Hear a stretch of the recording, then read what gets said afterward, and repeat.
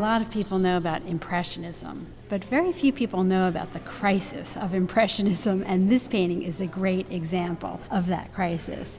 We're in the Philadelphia Art Museum looking at Auguste Renoir's The Large Bathers. This is a painting that is not Impressionism, you're absolutely right, that really, in a sense, rejects Impressionism. Here we have one of the leaders of the Impressionist movement, just a decade later, turning his back and saying, no, I want to create classical nudes.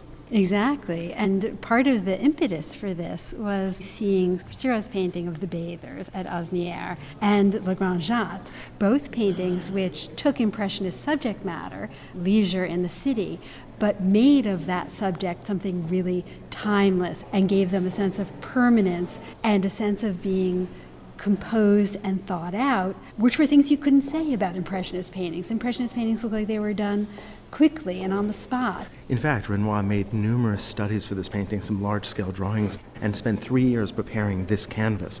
The other influence that's so important to keep in mind is that the artist had finally gotten to Italy. He'd gone to Rome, he had seen Raphael, he had seen classical art. In fact, he went to Pompeii and had seen ancient fresco. And unlike Impressionism, which is seeking the fleeting, here he's reversed himself, and now he's seeking to create a painting that is an expression of eternal beauty.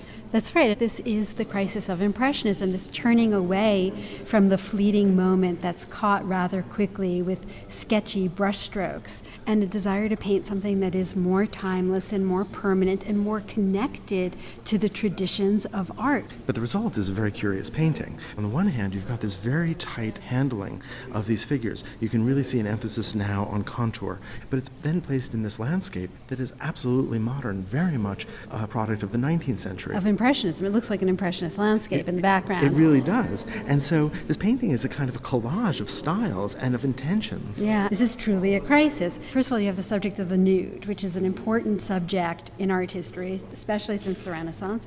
And the question of how do you create a modern nude is something that Baudelaire asked in his famous essay, The Painter of Modern Life. These don't look like classical figures. If you look at their faces, they look like Parisian women. So we know that we're not looking at a Renaissance painting, but it does end up being a clash of styles. Well, Renoir is rejecting not only his own Impressionism, he's rejecting the pathway that had been offered by Manet 20 years earlier in paintings like Olympia or in Déjeuner sur l'herbe, the incongruity of the nude in the modern world. So Manet, when he gives us Olympia, gives us an image of a nude where we feel the tension of that tradition coming into the modern world. We're aware of that problem, and that Renoir is trying to erase that problem. I think he is. I think he's trying to reclaim young women flitting about in a park-like setting, which is an absurdity. And yet he's trying to suggest that within the veil of art, this is somehow a reasonable proposition. What this highlights for me is the importance of form.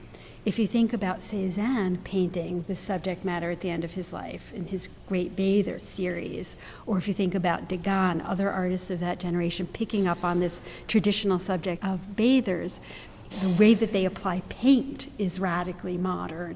And the problem with this painting, of course, is that Renoir's really retreating into the past. It's a profoundly conservative painting in the way that it's painted. But it does speak to the tensions between tradition and modernity that were so present at the end of the 19th century.